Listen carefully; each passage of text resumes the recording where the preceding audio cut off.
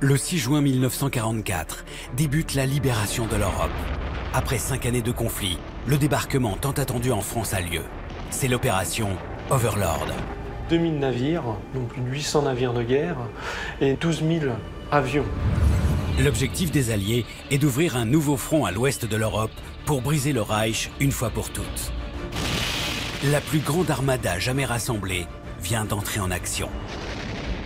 À ce moment-là, en une fraction de seconde, toute l'artillerie tire sur la côte. Le matin du 6 juin, 132 000 hommes débarquent sur 5 plages normandes.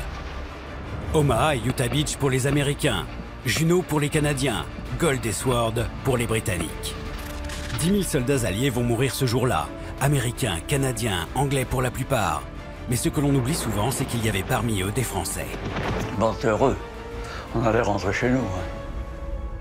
Ce 6 juin 1944, ils étaient plusieurs centaines de Français libres à prendre part à ce combat décisif. Il y a d'abord les plus célèbres, les 177 bérets verts du 1er bataillon de fusiliers marins commando, sous les ordres du capitaine de corvette, Philippe Kiefer. Mon père, il avait envie de se battre, il avait vraiment envie d'être sur le front. Ils vont débarquer sur la plage de Rivabella, à l'ouest de Ouistreham. On était obligé de se jeter à l'eau. Au bout de quelques minutes, Kiefer il perd 25% de ses hommes. Leur objectif, atteindre et s'emparer de l'ancien casino devenu un imposant bunker, surmonté d'une redoutable pièce d'artillerie. Ça se fait à la mitrailleuse, à la grenade, voire au lance-flammes. Mais les commandos de Philippe Kiefer n'étaient pas les seuls Français d'Overlord. Plus méconnus, l'épopée des 36 Français du Special Air Service, parachutés derrière les lignes ennemies en Bretagne dans la nuit du 5 au 6 juin. Le but, c'est le sabotage, les voies ferrées, les routes, les ponts. Les SAS vont aussi former à la guérilla en quelques jours des milliers de maquisards et mener à leur côté l'une des plus héroïques batailles de la résistance. Nous, on montait à la grenade et à la mitraillette. Là, ça criait, ça pleurait, ça craquait. SAS français ou commando Kiefer, 2 unités d'élite tricolore. Un même objectif, libérer la France le 6 juin 1944.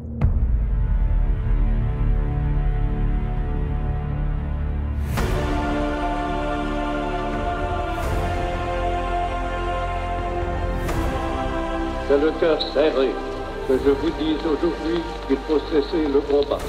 Moi, général de Gaulle, j'invite tous les militaires français des armées de terre, de mer et de l'air à se réunir à moi.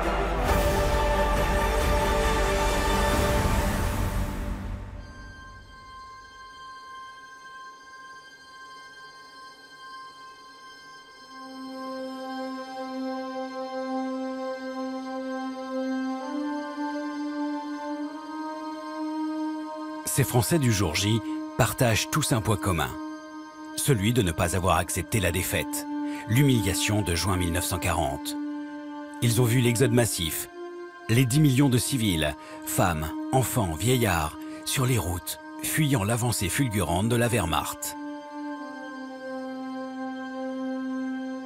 Ils ont assisté impuissants à la débâcle, comme à Dunkerque, où 300 000 soldats britanniques vaincus rembarquent en catastrophe. Mais aucun n'a accepté la demande d'armistice du maréchal Pétain. Moi, général de Gaulle, j'entreprends ici, en Angleterre, cette tâche nationale. Ils ont choisi dès lors de rejoindre Londres pour poursuivre le combat. Vive la France, libre, dans l'honneur et dans l'indépendance. Parmi eux, les membres de 2 futures unités d'élite françaises qui participeront au débarquement. Les parachutistes du Special Air Service, les fameux SAS, et les fusiliers marins commando de Philippe Kiefer avec leur légendaire béret vert. Si une poignée de Français libres a débarqué sur les plages de Normandie le 6 juin 1944, c'est grâce à la pugnacité d'un homme, Philippe Kiefer. Philippe Kiefer est l'un des premiers engagés de la France libre.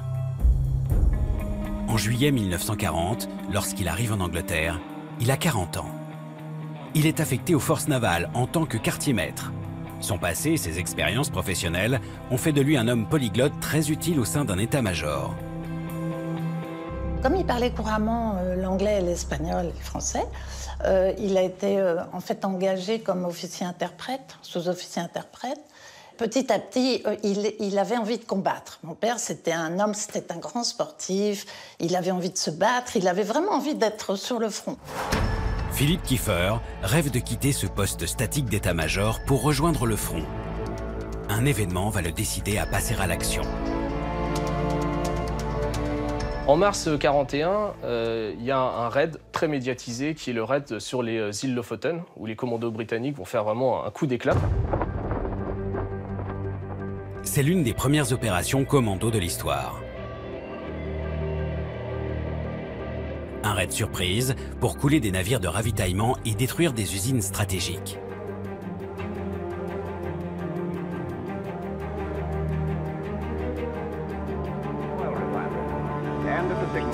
Après une série de défaites, cette opération signe la première victoire britannique contre l'Allemagne nazie. Cet événement fait même la une de la presse mondiale. Quand il va apprendre ce raid, il se dit là, il y a peut-être un moyen pour moi d'emmener des hommes au combat en France. Philippe Kieffer se lance alors dans un intense travail de lobbying auprès des autorités françaises et britanniques. Il rêve de créer un commando composé de Français et dont il prendrait le commandement. Mais il se heurte à une première difficulté. Personne ne le prend au sérieux, lui qui n'a aucune expérience du combat.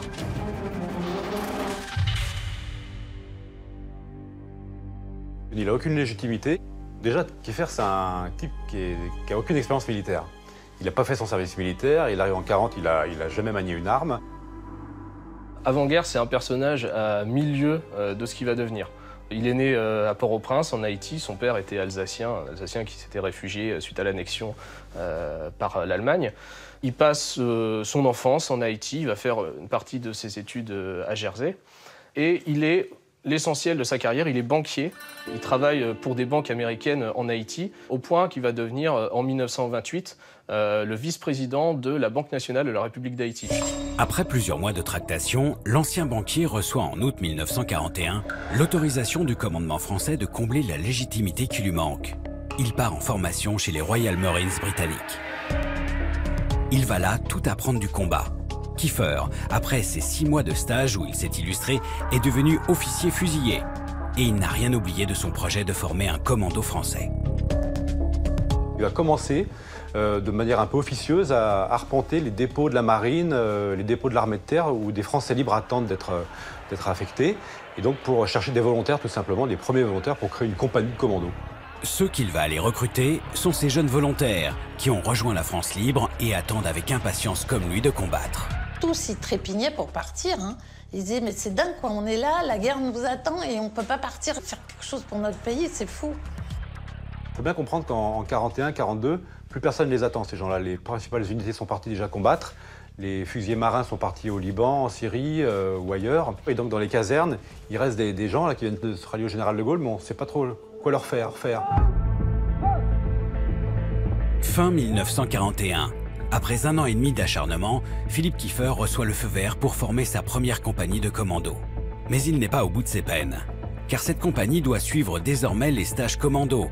Et Kieffer, qui ne veut emmener avec lui que les meilleurs, va imposer une première sélection dont Hubert Fort se souvient.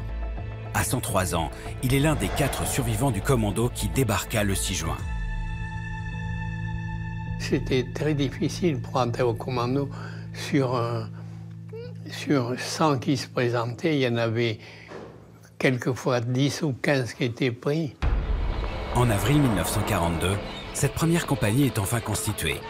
Elle rejoint la très redoutée base d'Acknacarry en Écosse, l'école britannique des commandos. Ils arrivent à Spinbridge, qui est la gare en pleine campagne. Ils sont à 25 km du camp. Donc il y a des camions qui sont là, ils mettent leurs sacs dans les camions, sauf qu'on se rend compte qu'il n'y a pas assez de camions. Et là, Charlie Vaughan, qui est le directeur de l'école des commandos, leur dit « Je sais que les Français sont de très bons marcheurs et très résistants. Le dîner est servi à 20h30 au camp, je vous attends. » Et c'est la première épreuve, il faut faire 25 km. Et les Français vont arriver avec un quart d'heure d'avance. Seuls les plus téméraires et résistants, au terme d'un stage très intensif de 4 semaines, auront le privilège d'être brevetés. En arrivant à Aknakari, déjà, il y a une mise en scène qui est faite pour les impressionner, c'est-à-dire que les Anglais ont mis des tombes à l'entrée du camp. Sur chaque tombe, il y a un panneau et c'est écrit « à installer son mortier trop près d'un arbre, à mal assurer sa corde de rappel ». Ce sont des exemples du sort qui peut les attendre si jamais ils font pas assez attention. Durant la formation, Kiefer ne bénéficiera d'aucun traitement de faveur. Il sera avec ses hommes sur un pied d'égalité. Il était heureusement à la base un grand sportif. Il pratiquait pratiquement tous les sports. Ça l'a beaucoup aidé parce qu'il avait 42 ans, alors que ses hommes en avaient 17, 18, 19, 20. Aknakari est un enfer pour tous ceux qui y passent. L'entraînement commando, ce sont d'abord des heures de corps à corps, le fameux close combat. Il y a aussi les multiples parcours du combattant. Sans oublier les séances de neutralisation de sentinelles, avec la fameuse dague des commandos. Tout est fait pour transformer cette troupe hétéroclite et inexpérimentée en unité de choc. Tous les jours, il fallait faire le 7000, c'est-à-dire 12 km plus ou moins, avec 30 kg sur le dos, et le faire en moins d'1 heure. Ceux qui ne pouvaient pas le faire étaient éliminés. Et pour être au plus près des conditions du combat, les hommes participent à de nombreuses manœuvres et déjà des opérations de débarquement. Mais celui auquel ils prendront part aura lieu 12 mois plus tard. Léon Gauthier, 96 ans aujourd'hui, est l'un des benjamins de la troupe. Vous savez, au commando, on s'entraîne à balles réelles.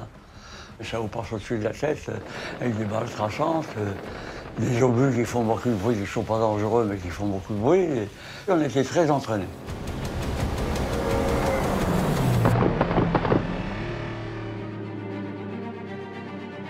Même les moments de détente ressemblent à des défis. Cet entraînement exigeant répond à plusieurs buts. Celui d'abord de souder les rangs et de créer entre eux une cohésion indéfectible. On souffre ensemble. Hein. Quand les hommes souffrent ensemble, il y a beaucoup d'intimité et d'amitié qui se noue. Hein. Car l'entraînement commando, c'est une souffrance. Hein. La base de la formation commando, c'est vraiment de les pousser dans leur retranchement physique, mais aussi et surtout psychologique. On est là pour éliminer les plus faibles mentalement sur qui on ne pourra pas compter lors d'une opération. Au terme de 4 semaines, les Français reçoivent les attributs des commandos des mains de leurs instructeurs britanniques, avec la fameuse dague et le béret vert. Philippe Kiefer, sans aucune connaissance militaire au début de la guerre, est devenu le Pacha, comme on l'appelle, le chef incontesté d'un commando français qui s'apprête à entrer dans la légende. C'était un bon commandant. Il était bon, c'était discipline, mais très bon commandant. Il était très aimé de ses hommes. Et il disait aussi, tu vois, ton père, il nous demandait jamais de faire quelque chose que lui n'aurait pas été capable de faire. Quelques semaines avant le débarquement, le Pacha et ses hommes reçoivent leur propre insigne. Un écu de bronze barré du poignard des commandos, avec en coin la croix de Lorraine.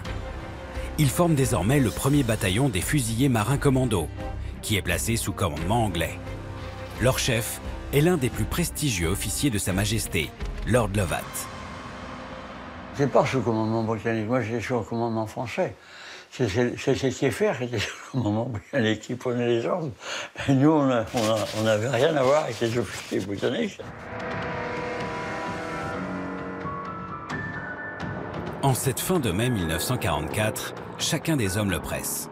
Le grand jour approche. Le débarquement tant attendu est imminent. Et les hommes de Philippe Kiefer, qui sont désormais opérationnels, ont toutes les chances d'y participer. Ils commencent à sentir que les choses se préparent leur lieu de casernement descend vers le sud de l'Angleterre. On l'a sorti longtemps avant. Déjà 3 semaines avant, on avait ordre de plus sortir avec nos armes, les nettoyer, les tenir bien propres. Donc on savait que ça allait arriver.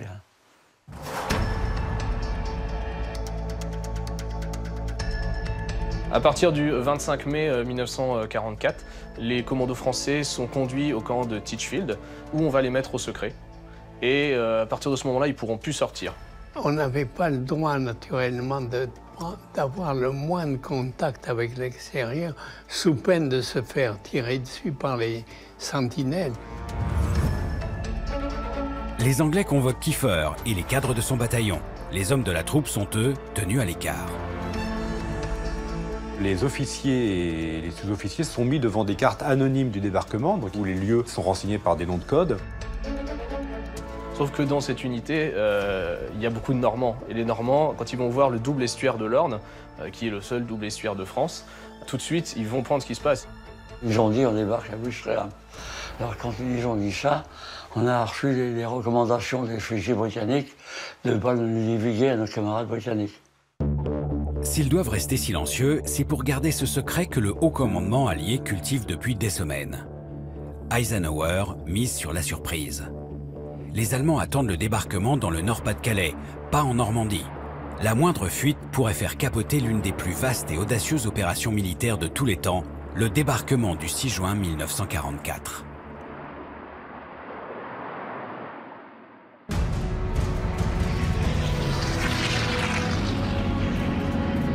Une autre unité d'élite française va prendre part à cette opération baptisée Overlord. Encore moins connus que les commandos Kiefer, ce sont les paras de la France libre. Comme les fusiliers marins, ces paras doivent leur existence à l'entêtement d'un homme, Georges Berger, qui obtient du général de Gaulle en septembre 1940 la création de la première compagnie de l'air. Comme les hommes du commando Kiefer ont intégré les Royal Marines britanniques, eh bien, Berger a obtenu que sa première compagnie d'infanterie de l'air intègre les SAS. Les SAS, ce sont les membres du Special Air Service. Leur père fondateur est un colosse écossais de 26 ans, le major David Stirling. L'unité militaire à laquelle il vient de donner vie est d'un genre révolutionnaire. Ce sont des hommes entraînés notamment pour opérer des opérations de sabotage.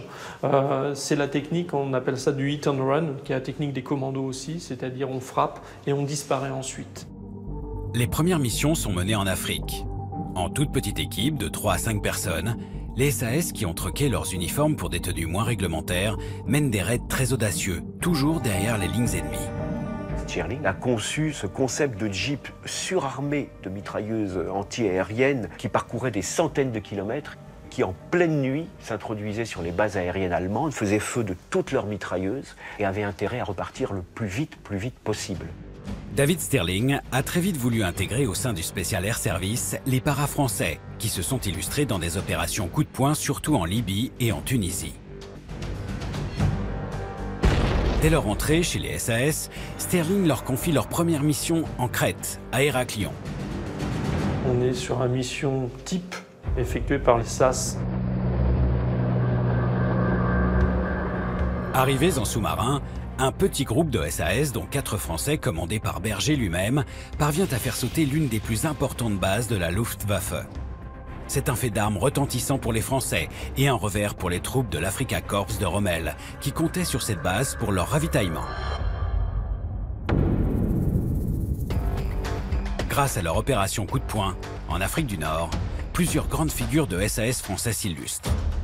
La grande figure, c'est le commandant Bourgoin, qu'on a surnommé le Manchot, puisqu'il a quand même commandé le 4e SAS avec un bras en moins, puisqu'il a perdu lors d'une opération en Tunisie.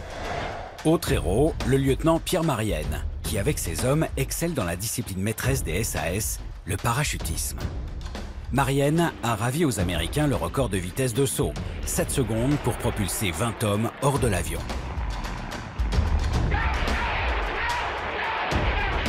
Le précédent record était établi à 10 secondes. Marienne était l'officier vraiment SAS type, l'officier parachutiste type, c'est-à-dire quelqu'un de très dur avec ses hommes, mais aussi de très dur vis-à-vis de lui-même. La bravoure de ces hommes fait trembler les troupes du Führer. L'efficacité de ces commandos irrite au plus haut point Hitler, qui signe un ordre spécial à leur égard le 18 octobre 1942. Ces hommes sont dangereux, il faut les abattre. Je rendrai responsables devant le Conseil de guerre tous les commandants d'unités qui n'exécuteront pas cet ordre. Tous les hommes suspectés d'être des commandos, qu'ils soient britanniques, américains ou français, donc n'avaient le droit à aucune forme de jugement. On les exécutait sommairement. Les SAS sont devenus des hommes à abattre. Mais ils ne le savent pas encore lorsque le général Montgomery leur annonce qu'il a besoin d'eux pour le débarquement. Montgomery, qui n'est pas britannique pour rien, leur a dit les Français, ce que j'attends de vous, faites aussi bien qu'en Libye. Si Montgomery, qui commande toutes les forces terrestres d'Overlord, est venu les voir, c'est parce qu'il cherche une unité d'élite pour une mission vitale. La terreur des Alliés est que les forces allemandes stationnées sur les côtes fassent route vers la Normandie. 150 000 hommes sont dans le Pas-de-Calais, 150 000 autres en Bretagne. Il faut qu'ils y restent à tout prix. Pour le Nord-Pas-de-Calais, les Alliés ont mis en place une formidable opération de manipulation baptisée Fortitude.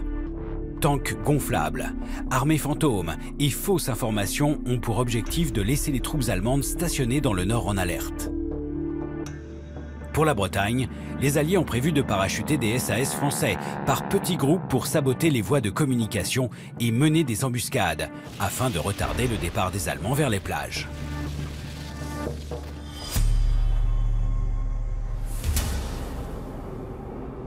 Ce 5 juin 1944, veille du jour J, 7 heures avant que les commandos Kiefer ne débarquent, les SAS français s'apprêtent à faire le grand saut. Les premiers éléments engagés d'Overlord sont les 9 hommes du lieutenant Marienne qui vont, après 4 ans d'exil, retrouver la France. Alors cet embarquement, pour les SAS comme pour les parachutistes, ce sont des moments assez solennels parce qu'on sait que les missions vont être extrêmement risquées. Il y a beaucoup de rituels autour notamment de l'embarquement. On vérifie son équipement, on vérifie l'équipement du copain. On s'aide aussi pour embarquer dans les avions parce qu'on a des fois 40 à 50 kilos sur le dos. On s'assoit par terre dans la carlingue.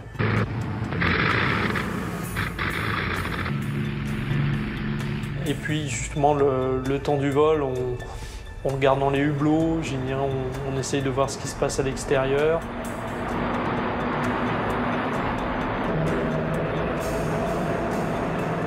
Certains blaguent, d'autres prient. Puis jusqu'au moment du saut, justement, où on va dire la lumière va s'allumer, qui va leur donner le top départ pour s'élancer dans le vide. À minuit 20, les hommes de Philippe Marienne sont largués au-dessus de Plumelec, dans la région de Saint-Marcel.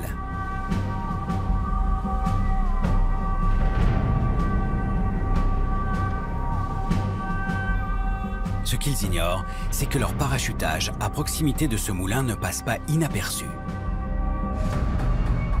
Ce moulin a été transformé depuis juin 1940 en observatoire pour la Luftwaffe, c'est-à-dire l'aviation allemande. Et ce soir-là, la sentinelle de garde va apercevoir les corolles des parachutes. Sans savoir qu'ils sont déjà traqués, les hommes de Pierre Marienne, une fois regroupés, partent à la recherche d'un objet vital qu'ils ont égaré pendant le parachutage. Marienne, il a une malle avec lui, une malle qui comporte 9 millions de francs destinés à la résistance française. Parce qu'il faut bien entretenir cette armée des ombres. Mais Marienne, avant de partir à la recherche de cette fameuse malle, va laisser ses 3 radios pour envoyer un message à Londres et en protection, en sécurité, il leur adjoint le caporal Émile Bouétard. Une malle qui ne sera jamais retrouvée. Car 20 minutes après avoir touché le sol, le caporal Émile Bouétard tombe nez à nez avec une patrouille allemande. Donc le combat avec les radios s'engage. Marienne donc revient tout de suite immédiatement porter main forte à ses radios, mais il se rend compte que la puissance d'un bataillon georgien, Marienne ne peut absolument rien faire. Émile Bouétard est tué à peine quelques minutes après avoir retrouvé sa Bretagne natale. Il est l'un des premiers morts de l'opération Overlord.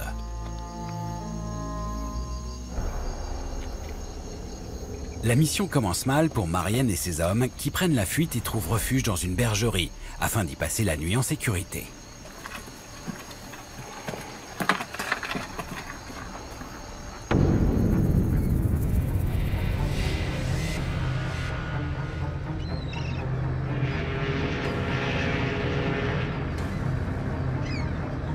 5 juin, au port de Warsash, dans le sud de l'Angleterre. En début d'après-midi, les commandos sont rassemblés par Philippe Kieffer, une dernière fois avant la bataille. Kieffer nous avait dit dans le camp avant de partir, vous savez ce qui vous attend, vous avez lu les plans. Hein, bon, vous savez qu'il n'y a peut-être pas 10 d'entre vous qui reviendront intacts. Si vous ne voulez pas partir, vous venez me voir, je ne vous en voudrai pas. Tout le monde est parti. À 16 h, comme leurs homologues américains ou anglais, les 177 Français embarquent. Ils ont embarqué à bord de 2 barges, la 523 et la 527, à destination de Ouistreham-Rivabella.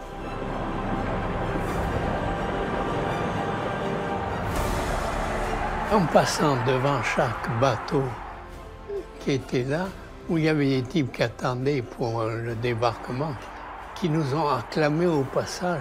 Et puis, on est parti vers la France. Bon, t'es heureux. On allait rentrer chez nous. Hein.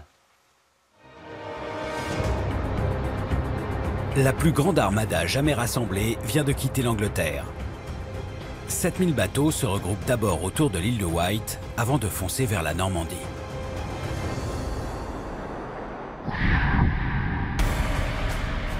Direction Sword Beach, la plage la plus à l'est de tout le débarquement. Une plage recouverte de diaboliques pièges placés par les hommes de Rommel.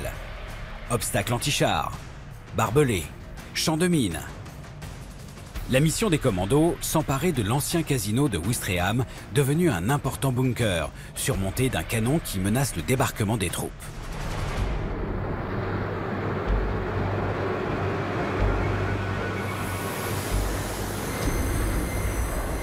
La traversée est pénible, le temps maussade, la houle forte.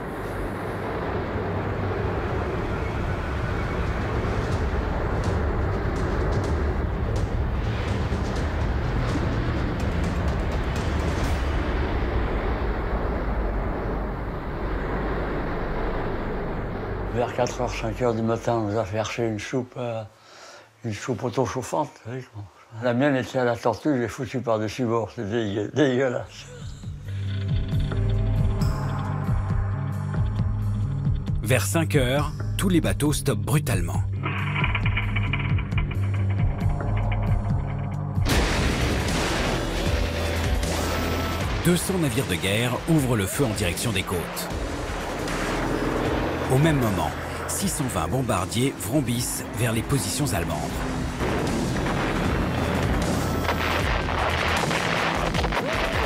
Ils assistent à la canonnade, ils sont dessous, c'est-à-dire que les croiseurs qui sont derrière eux balancent leurs obus par-dessus. Il y a un commandant qui m'a dit c'est un obus qui passe au-dessus de nous, c'était comme un train de marchandises qui vous passait par-dessus. Le bruit était terrifiant. «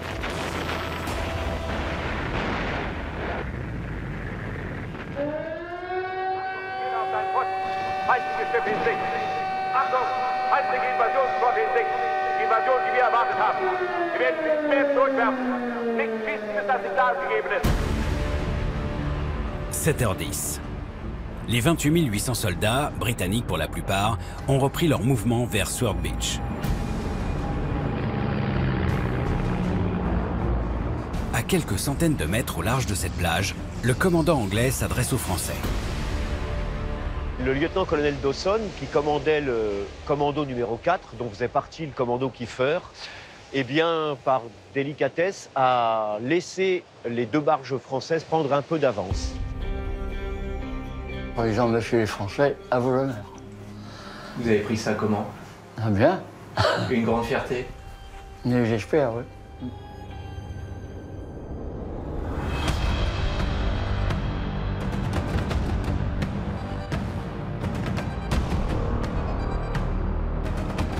Un honneur confronté immédiatement à la défense allemande, pas suffisamment mise à mal par les bombardements alliés. Et il va falloir beaucoup de courage aux hommes du commandant Kieffer pour enfin mettre les pieds sur le sol français.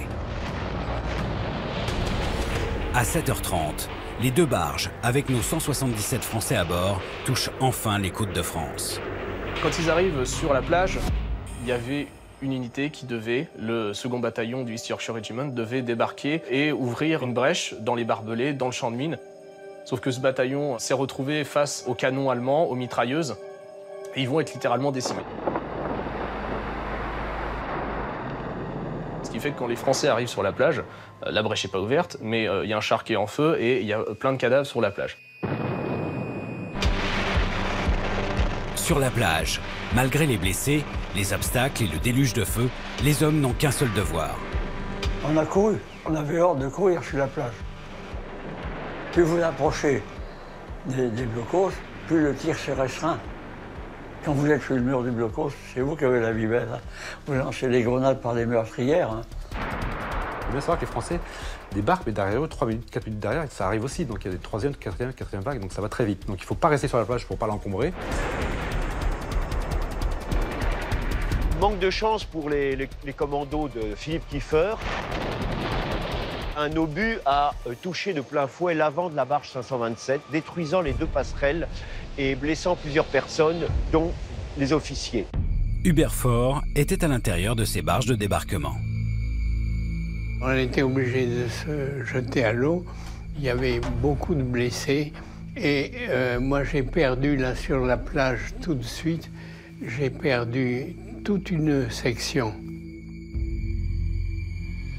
Au bout de quelques minutes, Kiefer il perd 25% de ses hommes. Voilà, c'est quand même des chiffres assez importants. C'est un peu comparable à ce qui s'est passé sur Omaha Beach. Effectivement, on n'est pas dans la même ampleur du volume des hommes, mais en termes de taux de perte, 25%, c'est énorme. 30 blessés et 3 morts. Les premières pertes françaises du débarquement, Raymond Duménoir, Raymond Flèche et Jean Rousseau n'auront fait que quelques mètres sur les plages françaises.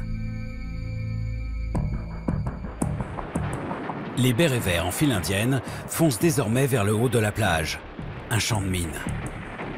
Les hommes courent plus vite qu'ils peuvent pour atteindre le haut de la plage, pour atteindre les barbelés qui vont être coupés à la tenaille par les commandos qui vont s'engager. Ils vont se dire tant pis, si on reste sur la plage, on se fait tuer. Donc on traverse le champ de mines, on prend le risque et miraculeusement, entre guillemets, aucun ne va être tué, aucune mine ne va sauter. Comme il avait fait très mauvais temps les 24 heures précédentes, ce qui d'ailleurs a différé le débarquement, on imagine que les mines ont reçu du sable, de l'humidité, si vous voulez, ce qui a détérioré leur système de mise à feu. La traversée de la plage sous un feu nourri et le champ de mines ne constituaient que les premiers obstacles. Les commandos foncent ensuite vers une ancienne colonie de vacances, où ils se délestent d'une partie de leur barda pour pouvoir reprendre le combat. Leur objectif est désormais le Casino, à 1,8 km. Pour l'atteindre, le commando se scinde en 2. La troupe 1, avec le commandant Kiefer, s'engouffre route de Lyon. La troupe 8, menée par Alexandre Loffy, s'engage en suivant le littoral. La troupe 8, elle a cette mission de neutraliser toutes ces défenses. Ça se fait à la mitrailleuse, à la grenade, voire au lance-flammes. Puisque vous comprenez bien que les commandos ne peuvent pas attaquer le Casino s'ils risquent d'être pris à revers par les Allemands qui se trouvent sur la plage. La troupe 8 progresse à grand-peine. Les combats sont acharnés. 2 hommes sont tués par des snipers, le lieutenant Hubert et le commando là-bas. À l'intérieur de Ouistreham, la troupe 1 du commandant Kiefer parvient avec moins de difficultés aux abords de l'objectif. Les hommes s'élancent vers le bunker du Casino. Mais ils sont bloqués par un obstacle qu'ils n'avaient pas repéré sur les cartes. L'accès du Casino est empêché par un énorme fossé anti-char, infranchissable, et puis surtout par un mur en chicane qui interdit tout accès vers le Casino. En attendant que Kiefer trouve une solution, un premier assaut est lancé. Donc les commandos décident quand même d'y aller. Le premier à s'engager est Rollin, mais il est tué d'une balle en pleine tête. Le médecin capitaine Lyon court pour lui porter secours. Il est à son tour tué d'une balle en plein cœur. Et l'infirmier du groupe, Gwenel Bolloré, ne peut que constater qu'il vient de perdre 2 camarades, donc les commandos refluent. Plusieurs commandos de la troupe 1 montent alors au premier étage d'un immeuble, dont Hubert Faure, accompagné d'Émile Renaud. Objectif, neutraliser le canon allemand. Sur les canons de 37, il y a le bouclier, mais entre le bouclier et on peut voir le tireur. Alors j'avais un type qui était un tireur d'élite. J'avais dit, écoute, tu descends le tireur. Malheureusement, il a tiré une balle qui a été perdue, mais l'autre avec son canon ne l'a pas oublié. Il a été tué comme ça. Renaud, il s'appelait. La prise du casino est compromise. Surtout que la troupe 8 est toujours bloquée. Mais quelques instants plus tard, les bérets verts sont surpris par le vacarme d'un engin mécanique. C'est Philippe Kieffer. Kieffer va dérouter un char. Il va conduire ce char devant le casino, ce qui va permettre de faire taire les défenses allemandes. On débarque à 7h20, à 11h30, tout était fini. Ça s'est passé vite pour vous ou ça s'est passé comme une éternité? Bah oui, ça s'est passé rapidement. J'étais surpris qu'il soit déjà 11h30.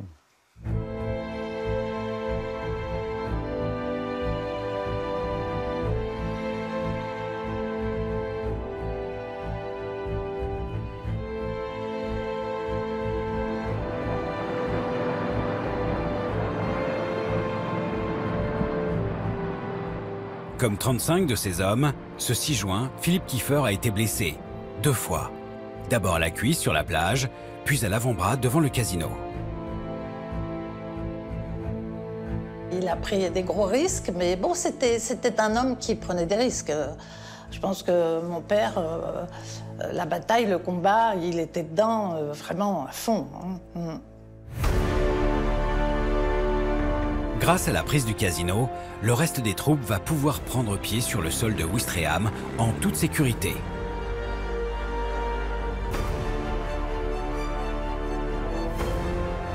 Pour les hommes de Kieffer, après des années d'exil, c'est le temps des premières retrouvailles avec la population française.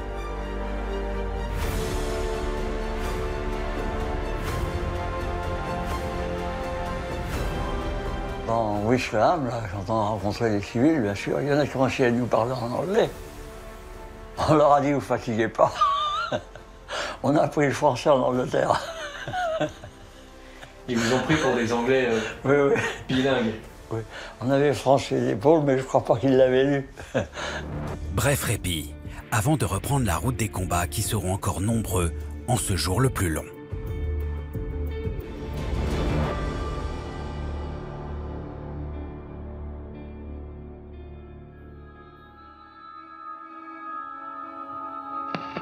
Au même moment, à 230 km de là, pour les autres Français engagés dans la bataille, les SAS du lieutenant Pierre Marienne, qui ont été parachutés la veille, la situation est toujours critique. La traque allemande, dont ils sont l'objet, les empêche de mener leurs opérations de sabotage. Marienne décide alors de changer de plan. Marienne va sortir de la bergerie vers 13 h le lendemain matin pour se présenter à la famille Gillet et ils vont leur dire voilà, on est des parachutistes, maintenant on aimerait bien essayer de rentrer en contact, si possible, avec la résistance. Et Gillet, qui n'est pas résistant, mais qui est un vrai sympathisant à la résistance, dit écoutez, je vais prendre contact.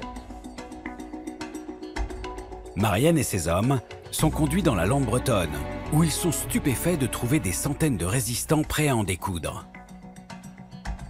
Alors que Londres pensait que la résistance morbihanaise avait été détruite, et c'est vrai qu'elle a été décapitée au printemps 1944, mais s'est relevée assez vite, Marienne se rend compte que c'est un véritable camp organisé.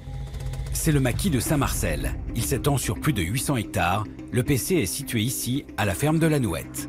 Nous avons des cordonneries, une boucherie, des boulangers, une infirmerie. Et Marienne, d'un seul coup, se rend compte qu'il y a une possibilité énorme et surtout que le colonel Maurice, le patron départemental du Morbihan, lui dit qu'il dispose d'une réserve énorme d'hommes, qui peut mobiliser tout de suite 3000 résistants qu'il va amener sur le camp de Saint-Marcel. Les SAS établissent aussitôt leur quartier général dans cette ferme et envoient un message à leur chef basé à Londres pour leur rendre compte de la situation. Les supérieurs hiérarchiques de Marienne lui demandent de changer de mission. Fini les sabotages, les SAS vont devenir les instructeurs de ces maquisards.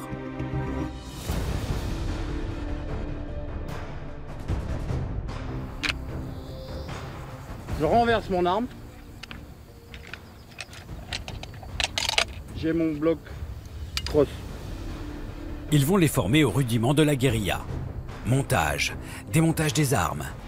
En quelques semaines, les paras doivent transformer ces bonnes âmes en soldats. Pour les aider, d'autres SAS sont parachutés en renfort toutes les nuits, dont le commandant Bourgoin qui prend depuis la ferme de la Nouette la direction des opérations. Quand le commandant Bourgoin va arriver, le premier mot qu'il dit, mais qu'est-ce que c'est que cette kermesse? Parce qu'on joue de la musique, parce que les enfants sont là, habillés en dimanche, parce que les femmes viennent pour assister au parachutage. On est dans quelque chose d'absolument hallucinant. Et on va tout de suite baptiser le camp de Saint-Marcel la Petite France, parce que pour tous les gens, c'est la libération avant l'heure, par l'arrivée de ces gens qui descendent du ciel, et pour eux, la guerre est finie. Il y a des scènes un peu comiques, malgré le contexte dramatique, c'est de voir affluer des dizaines et des dizaines de jeunes, et même des enfants. Il y a un des officiers qui doit renvoyer chez eux des gamins de 12-13 ans. Qui disent « mais non, nous on sait se battre, on sait courir, on connaît la région comme notre poche ». Les SAS vont reprendre en main le camp. Ils coordonnent les parachutages massifs en vivres, en munitions et en armes, qui ont lieu sur un terrain spécifique baptisé Baleine.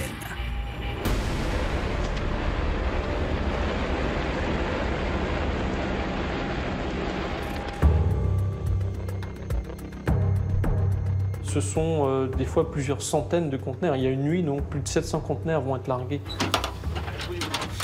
Car il faut nourrir, fournir armes et munitions à ces milliers d'hommes cachés dans la lande bretonne.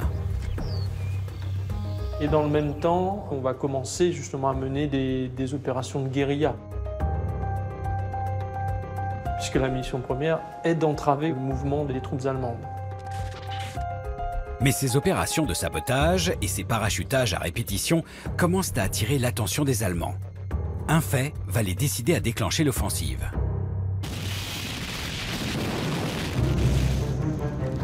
Dans la nuit du 17 au 18 juin, il y a un fait extraordinaire, on parachute 4 jeeps, ce qui est quand même rarissime. Mais ce même soir, cette même nuit, un pilote de la Royal Air Force va confondre les lumières de la zone de parachutage Baleine avec les lumières de la gare du Roc Saint-André où un régiment allemand est en partance pour la Normandie. Et le malheureux pilote va larguer et les conteneurs et son stick de parachutiste sur le Roc Saint-André. Alors évidemment, les Allemands qui se doutaient quand même qu'il se passait quelque chose vont finalement réagir. Au matin du 18 juin, la Wehrmacht entre en action contre le maquis de Saint-Marcel. Plusieurs milliers d'Allemands, équipés de chars et d'armes lourdes, vont affronter près de 2500 maquisards. Marcel Bergamasco était devant le PC du camp de Saint-Marcel lorsque les combats ont débuté. Tout d'un coup, j'entends boum, grande déflagration, et puis après, suivi de fusil mitrailleur.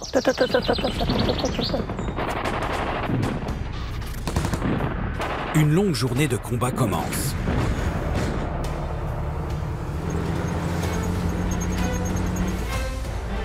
Ce que les Allemands ne savent pas, c'est que les maquisards, en plus de leur nombre, sont encadrés par des troupes d'élite, ce qui leur permet de repousser 5 assauts successifs.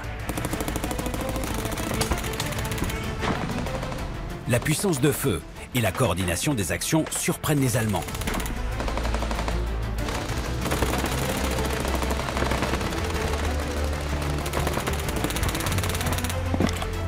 En milieu d'après-midi, malgré la vaillance de leurs hommes, le commandant Bourgoin et le capitaine Marienne réalisent que le camp est encerclé.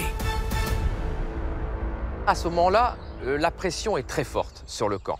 Et le commandant Bourgoin demande par radio l'intervention de la chasse américaine. Et effectivement, vers 16 h, il y a une escadrille américaine de Thunderbolt qui va intervenir sur le camp. Et ça, c'est capital. les Allemands comprennent qu'ils ont affaire à des forces conséquentes qui sont inscrites dans les ordres du débarquement de Normandie. Les Allemands décident alors de faire de Saint-Marcel une priorité. La soirée, les Allemands nous attaquent par en haut, là. On les voyait dans le grain qui descendait, c'était un champ d'orge juste devant. On voyait le champ d'orge qui à la gauche, à droite, oh, ils sont pas loin, Puis ça, les nerfs, hein, prêts à... mais pas le droit de tirer. 6 mecs sont arrivés à quelques dizaines de mètres de nous quand on a ouvert le feu. Ça a craqué. Là, ça criait, ça pleurait, ça... Non.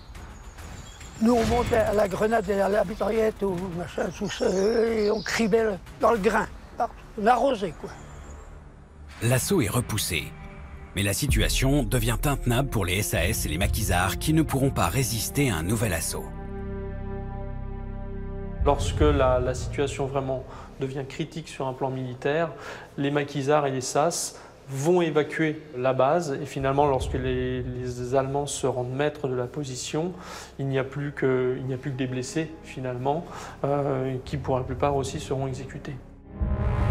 Le bilan est lourd. Côté français, 28 morts, 60 blessés, 15 prisonniers. Chez les Allemands, entre 300 et 600 soldats tués. Une chasse à l'homme commence. La Wehrmacht, après avoir interrogé des prisonniers, sait qu'un officier SAS a coordonné toutes les actions qui leur ont tant causé de pertes.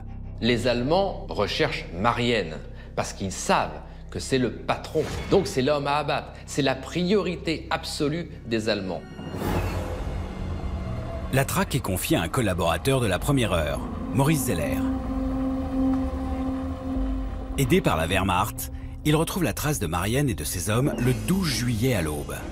Les fugitifs ont trouvé refuge dans une ferme près de Plumelec.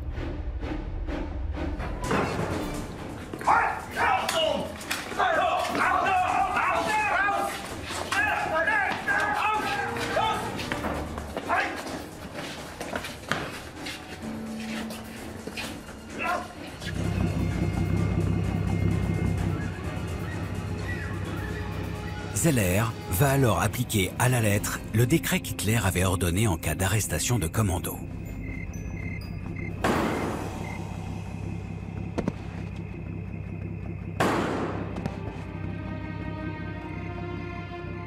Ça a été un coup très dur pour les SAS. Le lieutenant Pierre Marienne était vraiment un officier emblématique. Et c'était un élément fondamental du dispositif SAS français. Malgré la bravoure des Français, la bataille de Saint-Marcel ne fut pas une victoire, mais reste un symbole de la lutte menée au coude à coude par les paras de la France libre et les hommes des maquis. Le bilan des opérations en Bretagne des parachutistes est très mitigé. On peut même parler d'un échec. Les parachutistes n'ont pas pu empêcher le départ des forces allemandes de Bretagne. C'est le vrai problème d'une mission dite quand même commando qui a duré beaucoup trop longtemps. Malgré tout, ils ont créé un climat d'insécurité permanent chez les Allemands. Une insécurité qui aura tout de même servi aux troupes alliées du débarquement, dont les Français du commando Kiefer. Après le 6 juin et la prise du casino de Ouistreham, Philippe Kiefer va poursuivre le combat avec ses hommes, malgré ses blessures et un drame personnel qu'il apprend quelques semaines plus tard.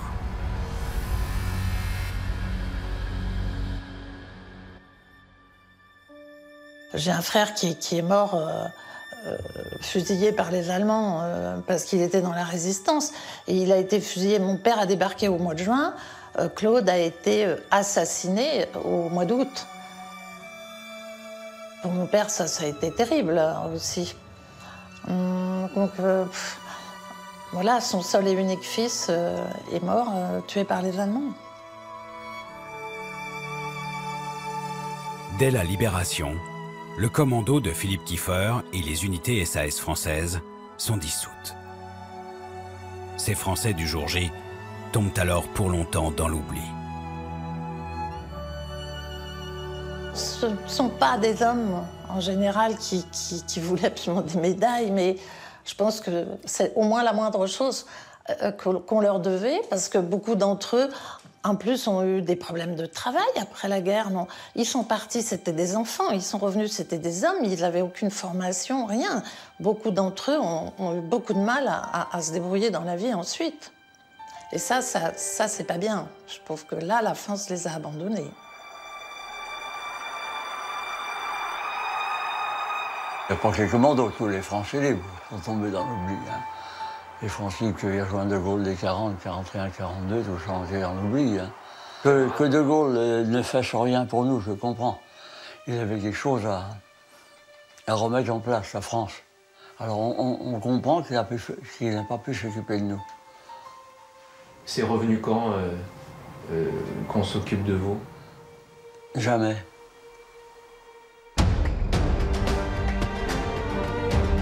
Les commandos Kiefer connaîtront tout de même une reconnaissance populaire. 17 ans après leur épopée, grâce au jour le plus long de Daryl Zanuck. Philippe Kiefer était d'ailleurs conseiller historique pour le film. Il parlait de ce qui se passait à l'instant. Et il me disait, bon, c'est pas comme ça, tu sais. Ils brûlent des pneus pour faire de la fumée noire, mais c'était pas ça du tout. Et puis il disait, mais non, mais ça, c'était pas comme ça. Alors je vais lui dire. Le film, c'est vrai que ça a été... je crois que là, on a parlé de lui, quoi. Des scènes entières contribueront à faire entrer dans la légende la prise du casino par les 177 Français. Commandant Kiefer, vous êtes le héros, peut-on dire, de ce film Le jour le plus long, puisque Christian Marquand incarne votre propre personnage. Mais est-ce que vous pensez qu'il correspond exactement à ce que vous étiez quand vous étiez à la tête de ces commandos? Je suppose que oui, naturellement. Si vous lisiez mon livre Béret Vert, vous pourriez voir que l'entraînement que nous avons eu était absolument formidable. Et je dois dire que c'est grâce à cet entraînement que nous avons pu quand même passer une journée comme le 6 juin, qui était extrêmement dure. Et réellement, quand on y songe après, je ne croyais pas qu'on aurait pu donner tellement de résistance. C'est qu'après toute une journée de travail, nous avons fait un combat à la baïonnette à 7 heures du soir le même jour. Et j'avais 3 blessures, 2 à la cuisse et 1 balle au bras. Le jour le plus long apporte au commando Kiefer une notoriété mondiale. Mais l'hommage officiel ne viendra que 22 ans plus tard, pour le 40e anniversaire du débarquement. Je ne prétends pas surestimer la part qu'ils ont prise dans le succès de l'opération Overlord. Mais il suffit de se rappeler qu'ils étaient là, au premier rang. Tous les rescapés du 1er bataillon de fusiliers marins commando reçoivent enfin la Légion d'honneur en 1984. Dans la marine, une unité fondée en 2008 a même repris le nom de Commando Kiefer. Il fallait un nouveau commando. Bon, moi j'étais très touchée, c'est vrai que c'était formidable, c'était une reconnaissance de plus. Il faut bien comprendre que pour les commandos marines actuels, et même les fusiliers marins dans leur ensemble, l'épopée de Kiefer, c'est vraiment un mythe fondateur. C'est un corps qui a toujours porté la mémoire de ce commando. Quant au SAS, peu d'éloges pour ses ancêtres des forces spéciales qui ont toujours entretenu le culte du secret. C'est le premier régiment de parachutistes d'infanterie de marine, basé à Bayonne, qui a repris leur savoir-faire et honore désormais leur devise « Qui ose, gagne ».